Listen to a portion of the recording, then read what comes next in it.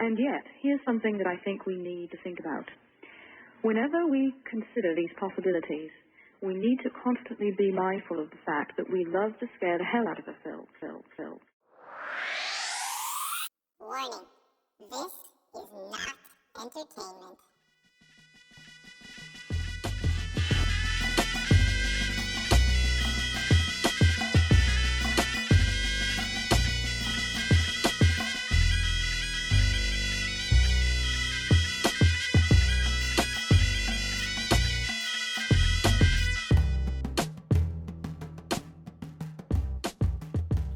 230 years ago, the world was turned on its head when a revolution took hold like the world had never seen. Since that time, we have viewed monarchs, the common man, and nobility in a totally different light. Our relationship with one another, the idea of classism itself, was examined in a way that had never been done in the modern world, at least not in the West.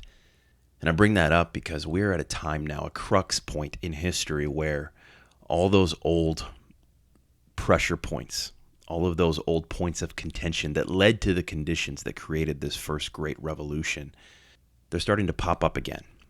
They're starting to reappear. Some of those same great fault lines are starting to emerge in the modern world, leading many to ask, will we have another revolution, particularly in America, but in the Western world in general? Are we on the cusp of another great revolution? And just to be clear, I'm not talking about the American Revolution as the first go-round. While the American Revolution was a great turning point in history and a moment that's noteworthy throughout the ages, it was not the great revolution, even of its own century. I'm talking about the French Revolution. The French Revolution was an experiment in class struggle that had ramifications all around the world.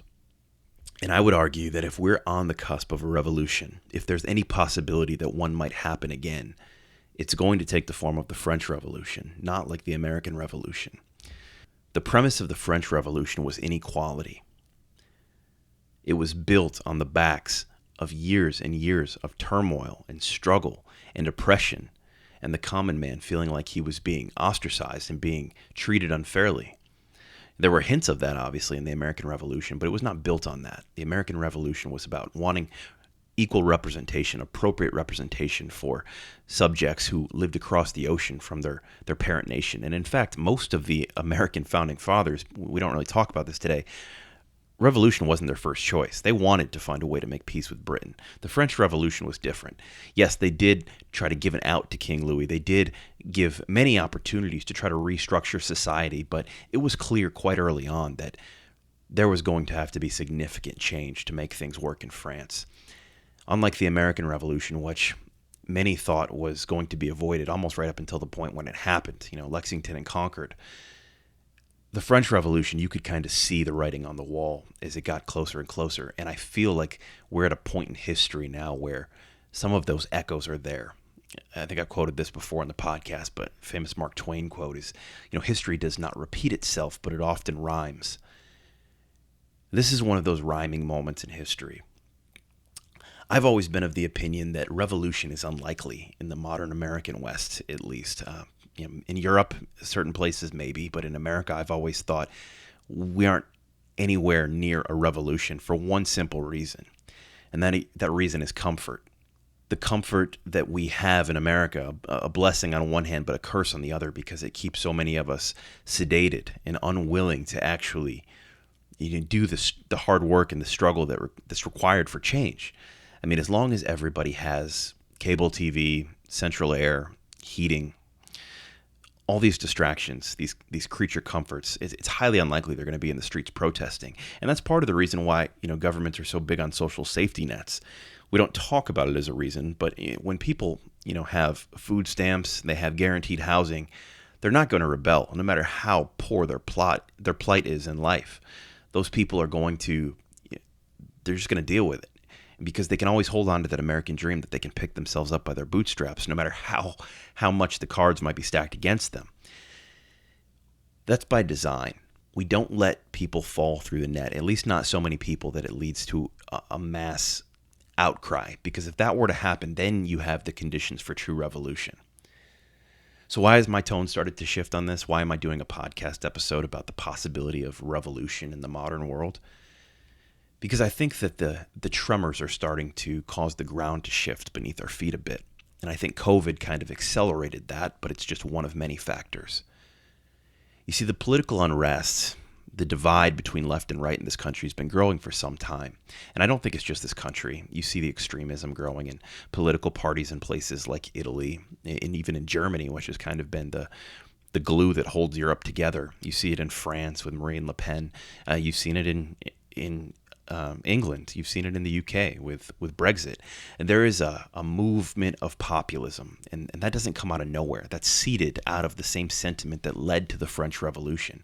This idea of a growing divide between the haves and the have-nots. Now, like most things in life, it's never that simple.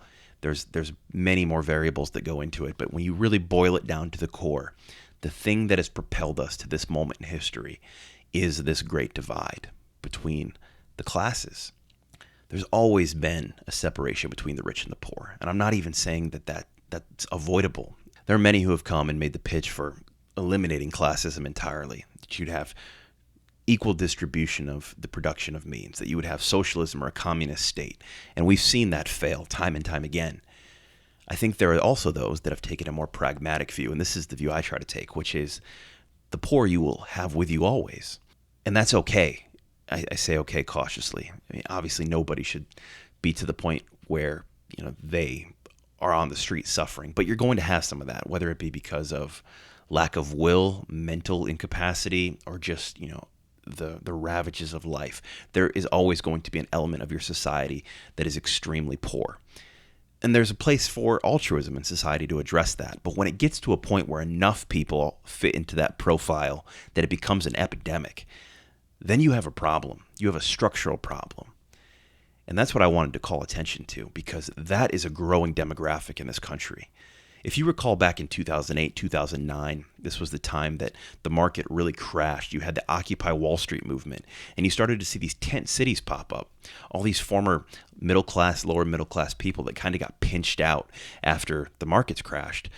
They started to, just congregate together and create these tent cities. And then it kind of got hush-hush. You didn't really hear a whole lot about it. Some of those people managed to work their way back into some semblance of middle-class America, but many didn't. Many just fell into oblivion, and the roles of the homeless in America went higher and higher. I mean, if you go to a city, especially on the West Coast, a city like San Diego, San Francisco, Los Angeles, you see it. A lot of those folks were working people 15, 20 years ago, and now they're homeless. They never bounced back. We're going to have another wave of that now. In this post-COVID world, there's a lot of folks who are going to fall into that great abyss of extreme poverty. And I think we were already kind of teetering at a point where we had too much of that. Granted, we do still have the social safety nets, but many people have fallen through. And even if you do partake in some of those social safety nets like food stamps, when you don't have any sort of gainful employment and when your prospects look dim, you will lose hope over time. I mean, a lot of these folks who receive benefits like food stamps and housing discounts and all that, they still work.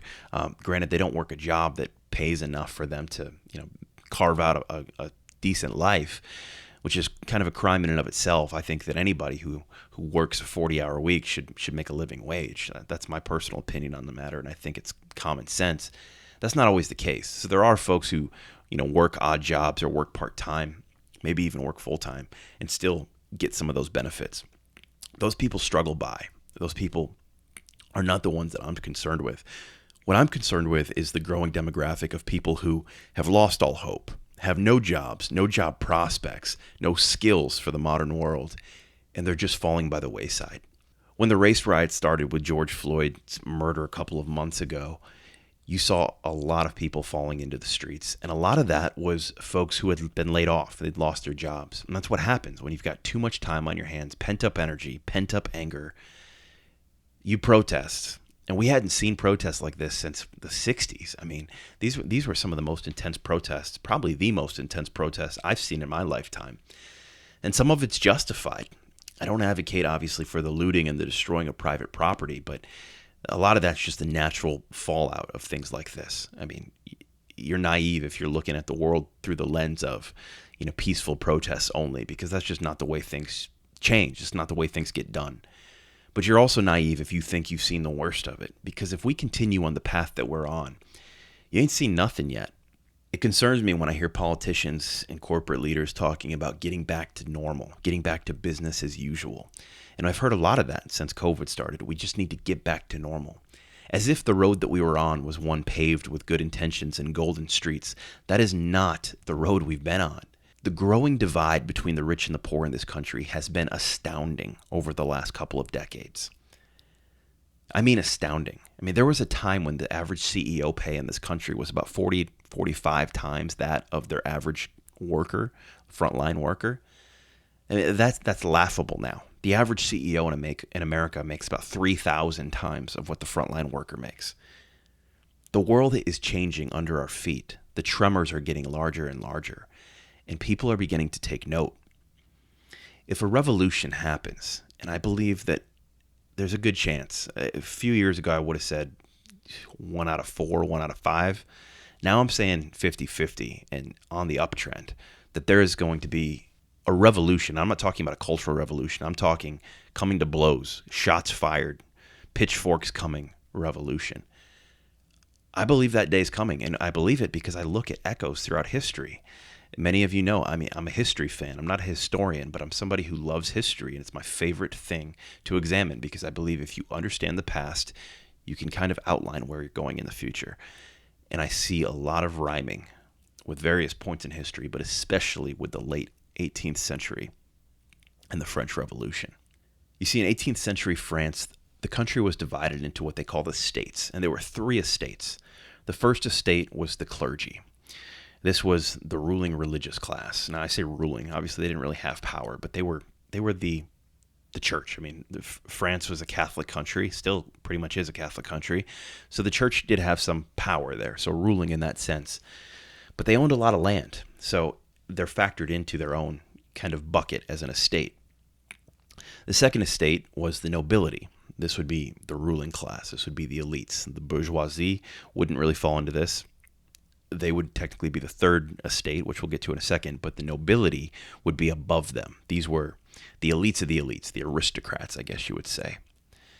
And then the third estate, as I mentioned, this contained everybody else. So the bourgeoisie, skilled labor, and peasants. This is most everybody in the sound of my voice would have fallen into this third estate, myself included. Whether you were a blue-collar day laborer, an unemployed person, a skilled leader in an organization, a senior vice president, you would have been a part of that third estate. Now, the king was separate from all of this. The king was an entity unto himself. The problem with the estate system in France was that the tax burden wasn't distributed equally. The nobility and the clergy were essentially exempt from all taxes, at least all meaningful taxes. In 18th century France, there was a tax called the tile. And bear with me for a moment. I'm not going to go too much into the history of the French Revolution. There are plenty of great podcasts and books out there that you can listen to or read if you want to get a good in-depth knowledge on that. But I just want to give you a little bit of context here. The tile was a tax that was kind of the equivalent of like our income tax or our sales tax, all of the above. I mean, the tile was a tax on the individual in France. And this tax was borne pretty much entirely by the third estate, the people who could afford it the least. Now, does that sound familiar to you? In America, the average man, the working class man, bears the brunt of the tax burden in this country. Corporations, which are treated as people in America for some absurd reason, have always been masters at finding a way to not pay their fair share in taxes. And this goes for private moguls as well. The super rich, the super wealthy can manage to pay far less than what they should be paying in taxes, while the common man bears the brunt of that tax burden. Now, this hasn't been lost on the average American person. The average person has grown more and more discontent as they've seen their take-home pay decrease and their tax burden increase year over year, decade over decade, basically since the 1900s, the early 1900s. You could go all the way back to Jekyll Island and the institution of the income tax in 1913, the Federal Reserve. There are so many factors that you take into account, but the moral of the story is that it's just gotten worse over time. From the income tax until now, the tax burden has increased for those who can afford it the least. And that's the theme. That's the main point of contention that I want to call out. And as I've said, some inequality is necessary and even good for society to structure. If you want to motivate people to be productive, to get ahead, to be ambitious, then you have to have an incentive for them to do so. But if that incentive is, once I get to the top, I no longer have to pay my dues to society, I no longer have to contribute, I am now basically untouchable, and that everyone below me will bear the burden for me, well, then you're basically building your empire on a castle of sand or a house of cards. Use whatever metaphor you want. But everyone holding you up is only holding you up as long as they decide to. Once they all get together and decide to let the whole structure fall, it will fall. And those on top will have the longest and farthest to fall. And it won't be pretty. This is what happened in the French Revolution. And many people lost their heads. Many people who thought they were untouchable. We are on that road again. We've been on it for some time. But the revolution is coming. The pitchforks are almost at the door. Economic inequity is at the highest point in modern history. There is no example in history where this doesn't end with violence. Every time this has happened, every time we've seen the ebbs and flows, and then it's ebbed really high, we've gotten to the point where the inequality was so high, it's always ended in revolution, revolt, violence. Pick your poison. This is where we are now. Since the 1980s in America, we've kind of lived by this principle of Reaganomics or trickle-down economics. One of the greatest delusions of our time. The idea that if the rich get richer, if money is handed to those at the top, that it will work its way through the system and that it will trickle down to the common man and that everybody will be better off. All ships will rise. The problem is that it's just not true. All of the evidence points to the opposite. When you thicken the pockets of those at the top beyond any sort of rational metric, it just stays in their pockets. It may distribute from one to the other, but it stays on an equal latitude, money being passed from the elite to the elite, while the common man struggles, and very little of it trickles down. This is why corporations can get away with paying hardly a living wage to their frontline employees, but yet they can compensate their executive level staff with bonuses that would make the gods blush. It's acceptable because we live in a society where we tell this story that everybody, if they work hard and put their head down, can get ahead. And to an extent it's true, which makes it even more devious and devilish, because some people can. But just by default, not everyone can, and in fact, most can't. So when the billboards say you can be the one who comes up from nothing, from extreme poverty to be a senator, a CEO, hell, even the president of the United States, you can be that one. Maybe you can. But for every one who does, there are 999 who try and fail. Did they fail because they just weren't good enough? Because they didn't work hard enough? No. They failed because the economy is structured like a casino, where only a certain number can win. The house always wins. Yes, there are some examples of big winners, but that's only to keep you coming back and pulling the slot, playing the game, casting the dice over and over again, thinking you might be the one. And even if you are the one, there will be many just like you who will fall because the system is intended for the house to always win. This is the great lie. People have been shot for saying this. In the 60s, in the 70s, there were social movements where, people were trying to organize labor to try to communicate this very truth. We've seen it for hundreds of years, basically since the start of the Industrial Revolution. And what do? They take out the loudest voices, the blades of grass that rise the tallest, because they don't want that message getting out. Because if the people wake up to the point where they no longer believe the myth, then the myth loses its power. And the cultural myth of our time is trickle-down economics. As I've said before, and I don't feel like I have to justify myself here, but I do want to reiterate, just so I don't lose you who only see things in black and white or extremes.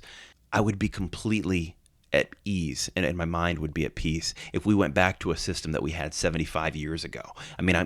It's not lost on me that the Gilded Age wasn't anything pretty in the late 1800s, early 1900s, but even that is better than what we have now in many regards. Granted, child labor laws and things like that, we've come a long way. But in terms of just compensation, it's gotten to a point where I don't think at any point in the history of this nation and in the history of the modern West, we have any benchmark to compare it to. And that is a problem. People should be rewarded for their labor, but within reason. The middle class in this country is being hollowed out as more and more service jobs and more blue collar, low skill, quote unquote, jobs, but manufacturing type jobs get shipped overseas or just done away with through automation. As those things disappear, many people fall out of the ranks of the middle class. There are a few that are able to, develop new skills. Maybe they learn to code, or maybe they become system engineers, things like that for the modern world, skills that are desirable now. But the majority, many, are not able to keep up with the shift that's going on beneath their feet, and many are falling into poverty. So you're seeing this hollowing out of the middle class, where more and more people struggle to get by. The rich get richer, and they make up a smaller and smaller percentage of society, while a larger and larger percentage goes down the slide from the middle class into the lower class, and who knows where they go from there, into oblivion. I've seen it myself. I've seen so many middle class people, quote unquote, who have fallen out of that category, and some are reluctant to admit it, but they have. I mean, what's the average income for a middle class person? I think it's like 40,000, maybe 50,000 a year household income to qualify as middle class. Many people don't make that. Many people are making, 30 grand a year. That's poverty in America. You might not think of that as poverty, but it is. I mean, if you can survive, say, a family of four on $30,000, you're not middle class. I don't care what the metrics say. That's poverty. So what does it mean? Where are we going? We're going to the gates of the Bastille. That's where we're going. What you're seeing now in the streets in terms of revolt and unrest is only a glimpse into the future if things don't change. The pitchforks will come. People will revolt. They'll rebel. You see militias growing. And a lot of these are militias that are organized for different reasons. Some of them fear tyranny. Some of them fear foreign invaders. Some of them fear losing their Second Amendment rights. But all of them, I think, agree that the rich have had it too easy. And that's a problem for those who sit in those ivory towers. Because if they agree on one thing, and it's the one thing that unites them against you, it's not going to end well. It's not going to end well. Your money might be able to buy the private islands and the compounds in Montana and rural Idaho to protect you in the event of Armageddon, but it will not protect the constructs of society. And my fear is that the growing outcry in flyover states, and basically anybody who lives outside of major metropolitan areas who finds that their day-to-day life is becoming more and more of a struggle year by year, that all it's going to take is a rallying cry to bring those people together, and then the world changes instantly. Heads start to roll, literally and figuratively. COVID-19, as I mentioned briefly, has accelerated this. It's made me think that the time horizon for something like this happening in the modern world might not be as far off as I once thought. If our country remains chugging along at half pace, if the developed world chugs along at half pace for a few years, that means more and more people will be unemployed. More and more people will become destitute, sometimes beyond repair. The longer you're unemployed, many of you know, the harder it is to find gainful employment again. If this goes on for a couple of years, as some people are saying, before we get, quote, back to normal, that's going to be a problem of epic proportions.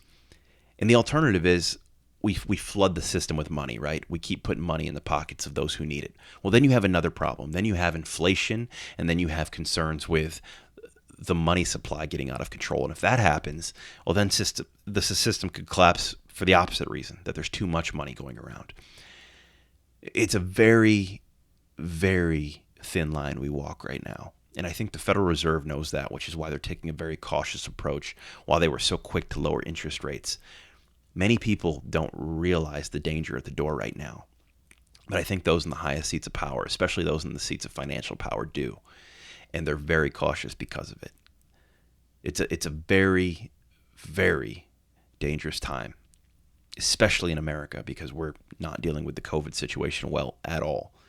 The number of people in this country who were living paycheck to paycheck before this happened, back when things were quote unquote normal, the world that we're supposedly trying to get back to, it was astounding. And we live in a debt-based society. And when you live in a debt-based society, every crisis becomes a financial crisis. And this is just personal finance advice for everybody listening. This is why I personally think that debt is a plague, and you should do whatever you can to pay off your debt, credit card debt, student loan debt, even your mortgage if you can. Pay it off early, because whenever things go south, and they always do go south at some point, when that happens, every crisis becomes a financial crisis. You cannot weather the storm if you don't have a reserve, if you don't have a rainy day fund. And most people in America don't. I mean, the polls they take every year show that the average person in America says that they wouldn't be able to come up with $500 in an unexpected emergency, like a car repair or something like that. That's terrifying, because those days are always going to come. We all know that, right? We've all lived through those kinds of days. If those days come and stick around for any prolonged time, which up until recently people never really factored into the equation, but now with COVID being Exhibit A, we have to factor that in. When things like this happen, it can destroy you overnight. It's like getting hit with a $100,000 medical bill and not having insurance. It can destroy you. And that's the world we're finding ourselves in now. The problem is we've never had this many people destroyed at once. When it's just a handful of people getting destroyed, yeah, it's a sad story and it's a cautionary tale, but it's not even going to make the headlines because it's just a few people, and basically, screw them. This is America, survival of the fittest, capitalism. Like, not everybody's going to make it. And I get that sentiment. But when it's thousands, tens of thousands, hundreds of thousands, people's ears start to perk up, and they should start to pay attention, because that is when you're getting into the territory of revolution. If those in ivory towers have it good for so long while the rest of the people have to scrape to get by, then they better batten down the hatches, because the storm will come. When workers have more money in their pockets, more discretionary income, we don't think of it this way, but it's good for everybody, right? The reverse of trickle-down economics is true, but yet for some reason we do ourselves a disservice by ignoring this reality. I mean, there's been an outcry in America over the last couple of years about a $15 base minimum wage, which I 100% support. And the people who don't support it are shooting themselves in their own foot without realizing it. And I get it. Many of them don't support it because that's what they make now, right? They make something comparable to that. Maybe they make $20, $25 an hour, and they're saying, well, I don't want somebody at McDonald's flipping my burger making almost what I make. And I get that sentiment.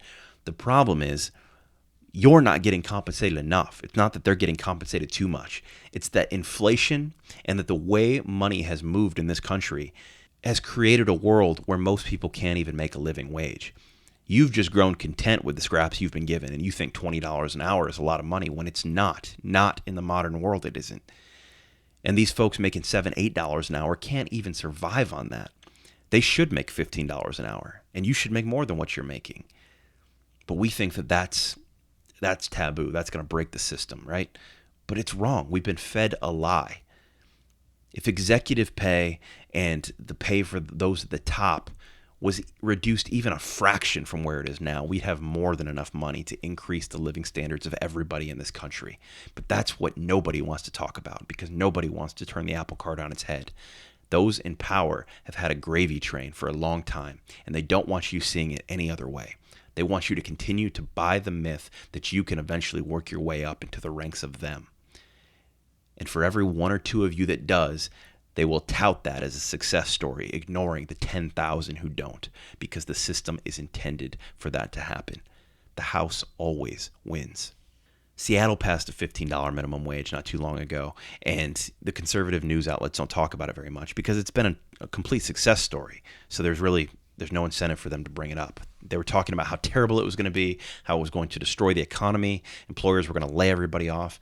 The opposite has happened. Things have gotten better. The average man has more money in his pocket, more discretionary income. It's done wonders for the economy, because the novel idea, which I don't understand why it's so novel, that when people have more money to spend, it's good for the economy, turns out to be true. When the average person has more money to spend, when they're getting paid more for their labor, they give that money back to the economy, and everybody makes more money. All ships rise. It's the inverse of trickle-down economics. But my fear is that this idea isn't catching on quickly enough, and the myth of the trickle-down is going to be the death knell that leads to the next revolution, because the drips have stopped dripping. It's not trickling down, not nearly enough, and more people are becoming desperate. Beware for what comes next. The French Revolution is no beautiful moment. If you look at it, if you study it, from the Jacobins to Napoleon to King Louis losing his head, there were so many things that went wrong, so many things that could have been avoided if people had heeded the warning, had taken caution earlier. But they did not. We're on that same trajectory now. There are exit ramps all around us, and it wouldn't be that much of a burden if we made the course correction now. But if we fail to do it, the world that's coming next, the world that we will wake up to on the other side of COVID, on the other side of economic and social despair, will be much different than the one we've enjoyed. For all of its warts, for all of its flaws, the modern Western world is a beautiful place to live. We have freedom like the world has never known. We have social justice. We have relative equality in the way we treat people. But the economic inequality has the potential to destroy all of that and to turn everything on its head. That's how big of an issue this is. If you don't advocate for economic change, you're cutting off your nose to spite your own face. It's time for us to reevaluate the way we structure the economy in our society. Because if we don't, the pitchforks will come. And when that happens, there will be no safety. ¡Viva la revolución! ¡Viva la revolución! Hey everyone, thanks for sticking around. I wanted to, first of all, give a shout out to everyone who has been supporting this podcast and give you a quick update. I know I've been absent for about 2 months before I've put out new content, and I will either here briefly, but later also I might go into greater detail as to what's going on with me and why things have been a little bit, I guess, quiet on the podcasting front as of late. For those of you who support the podcast, you deserve an explanation, but I do want you to know that you're not being charged, any patrons, for any month that lapse without new content. And I won't be charging you for any content that's obviously like an interview show or something like that. You're only going to be charged your Patreon donation amount if I'm putting out content that actually warrants it. So rest assured that in this absence, there hasn't been any charge to anybody's Patreon account. On that front, I want to thank my Patreon supporters.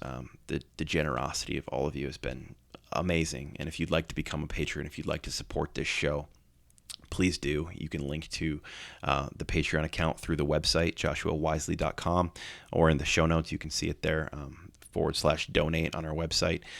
Very easy. $1 a show goes a long way in supporting this show. So please consider it if you haven't already. Also, the biggest thing anybody can do is leave us a 5-star review on your podcasting platform of choice, especially on Apple Podcasts. It helps with the algorithm to get more exposure. This show was growing like wildfire for a while when we kicked off, and it still continues to grow, but it has kind of tapered off and started to plateau over the last several months. So if you guys enjoy this podcast, if you'd like to see more of it, hear more of it in the future, if you'd like it to be more of a common staple in your podcasting repertoire, then please consider sharing it with a friend. It's really hard to justify putting in the time and the energy and the effort it takes for some of these podcasts when we're not getting the download base that really warrants it. So we were getting on the fringe where I think we could get some advertising revenue and maybe some sponsorships. I'm not sure if I want to go that route, even if we do get to that level of downloads, just because I don't want it to compromise the quality of, or the structure of the show. I'd have to figure out a way to do that if we do ever go that route, but that's not even really in the forefront of my mind right now. I just want you to know, basically, my point is that the show has grown exponentially, month after month, year over year, and then started to taper off a while ago. So if you haven't, and if you could, please recommend the show to somebody else if you enjoy it and think it's worth listening to, because as always, the number one way this show spreads is by word of mouth. Every dollar that comes in from Patreon supporters goes into ad revenue and content production, but the number one way this show is always going to grow is by word of mouth, as is the case with most podcasts. So we don't have the backing of any big corporate, conglomerate. Podcasting's a different world than it was even when I started in 2017, but especially from what it was 10 years ago, where, everybody was just a little entrepreneur, somebody with an idea and a voice that would record, in their basement or in their home.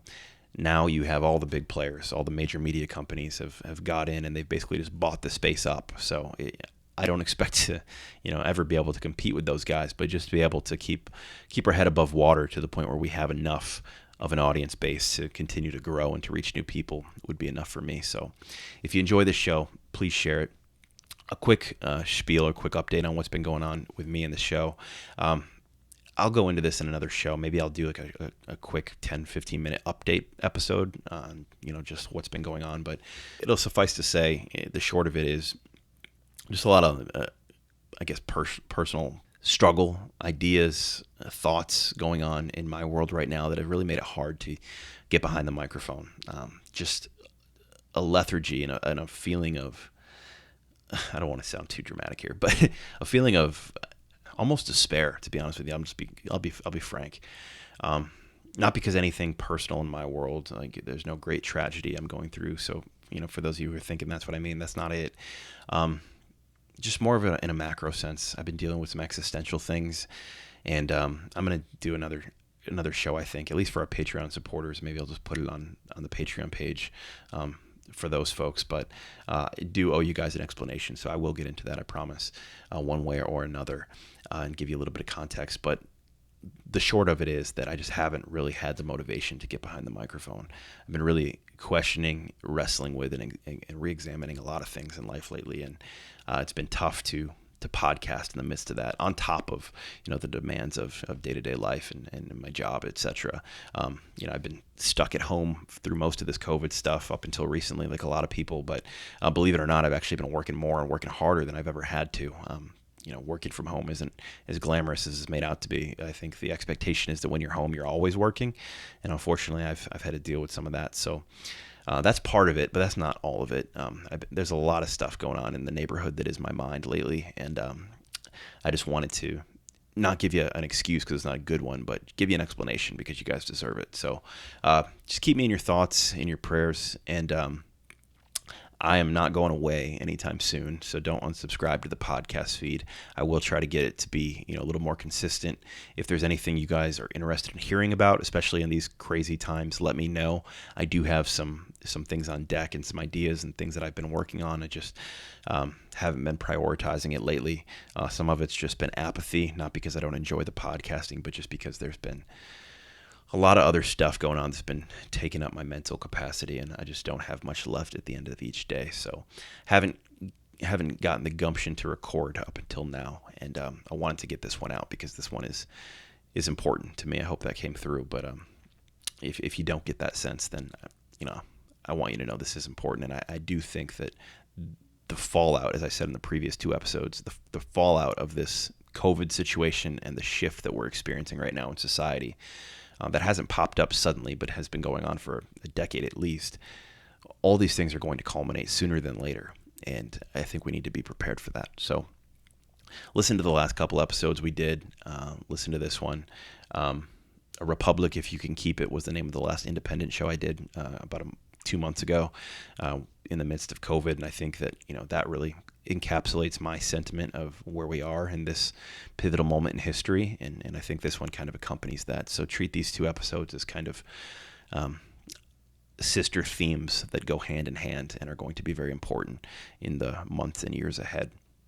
As always, if you guys want to reach me, you can reach me by email. That's jwisely7@gmail.com or josh@joshuawisely.com. Either one will direct right to me. So feel free to send me an email, or you can always contact me through the link on the website and get in touch with me that way. Once more, thank you to my Patreon supporters. For those of you who like to drop an email every once in a while, sometimes just to say, hey man, where have you been? Haven't heard a new episode in a while. I appreciate that because that does motivate me and it encourages me to keep going. It can be discouraging sometimes when you put your heart and your soul into something that you're passionate about, and then you hear crickets or only a couple people engage with you on it. So I do love it. There have been plenty of episodes where a bunch of people have reached out and we've had great conversations and really continued on and gone even deeper. So I appreciate those of you who take the time to do that, because that tells me that you find enough value in this show that you want to continue pursuing these ideas and actually invest in this show into the future. So thank you for that. And as always, I will continue to do my best to put out quality content and give you things that I think are timely and important for this moment we find ourselves in, as well as our traditional and expected content around the esoteric and the strangeness of this world around us, which has not subsided in the least, despite all the distraction in the world right now. So we will be going back down that road as well. And I hope to engage with many of you over email and other means of communication, such as social media.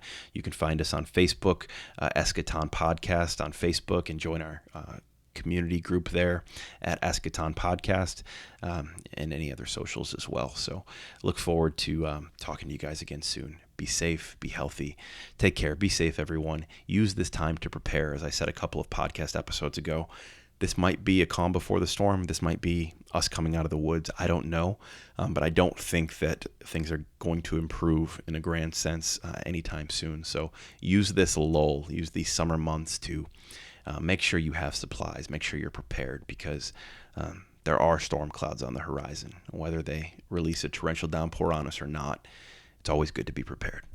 Take care, everybody.